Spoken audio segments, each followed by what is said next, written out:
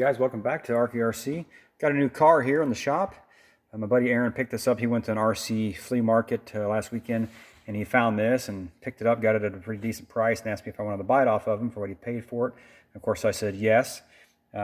He said it's got green, he goes, it's a Raider and it has green wheels on it, that's all I know. And I said, well, that sounds like a ready to run, almost ready to run Raider. He said the body's black, and I said it's got to be one of those. So anyway, here it is. Really, I've taken a glance at it before when I brought it home. Looks to be pretty much mostly there. I think there's some issues that I'm going to have with it. Luckily, I've got a bunch of parts from the Raider that I had when I was a kid that I took apart. And so hopefully what I've got there will be able to fix whatever's wrong in here. So right off the bat, let's take a look at the body here. And it's got several cracks on it. But I think it's usable. I think I can fix it up to where I don't have to buy another one. My plan for this is just to make this a runner. The other Raider that I have, it's really nice. It's basically been unused, so I really would like to just leave that kind of pristine.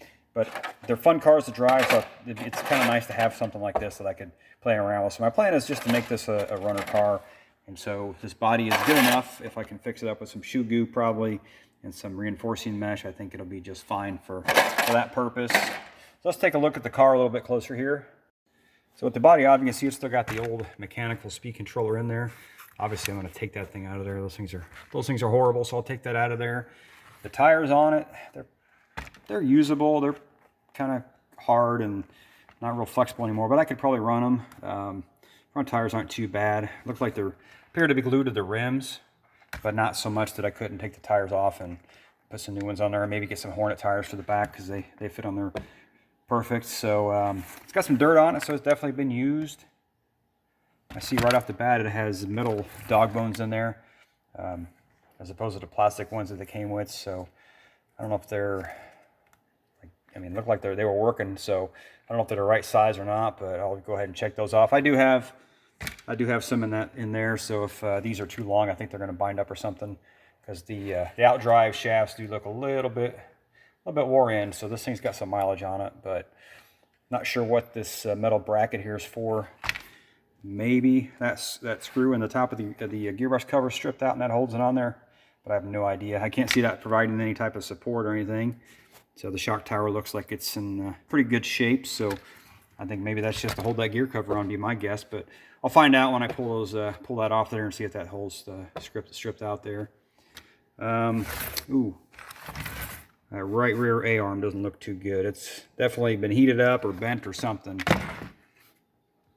Oh yeah, that's a little wonky there. Maybe, I've got one here. Maybe I can bend that with a heat gun or something. Like I said, this is just going to be a runner, so don't have to be perfect. But that's definitely bad there. That definitely needs to be fixed. So I'll go ahead and try to either put that on there, one of the spare ones, or try to heat that up with a heat gun to bend that back. Let's see here, what else? Definitely pull the off and on switch off. I won't need that anymore. I'll probably put a 1060 in here. On the side, looks like the gears, you probably can't see it on camera, but gears have some really fresh grease on them. So hopefully the gearbox isn't all destroyed on the inside. Before the video, I did pull the wheels off, and this does not have bearings in it. It's all bushy, so those will probably have to replace those with just some good bearings. The shocks, yeah, they're pretty rough. The springs are pretty bent in there. I do notice that the A-arm hinge, the pins that go through these, they're not screws normally. They're just a pin, and they've got like a little plastic retainer that goes in there with a screw that just pinches that in place there. So definitely have to see what's going on. I don't know if these work okay, maybe go with them, but I do have pins in there, and I do think I have those little spacers with the screws in there to hold those in there. So hopefully those will work out. The upper camber links on the front end, I can tell right away that those are not original. They came with just flat plastic ones. They look like that. I'll probably take those off and put the original ones on. Let's see. Oh, no steering servo saver. Raiders have kind of a different servo saver on them, so I do have a couple like Tamiya or Team Associated ones that might fit on there, so hopefully that'll work. Bottom of the chassis is in really good shape. It's got some scratches on it, but it's not horribly bad. Just a few screws there on the front bumper. Bumper's in good shape. All the screws in the bottom appear to be there. think that's about it for the Raider here for now. I'll be working on this here sometime soon. I'm really busy right now with softball, baseball, that kind of stuff, but hopefully I'll get this thing cleaned up and see what I need to do to get it running. So hopefully it'll make a nice little runner for my track. So thanks guys for tuning in, and please check back.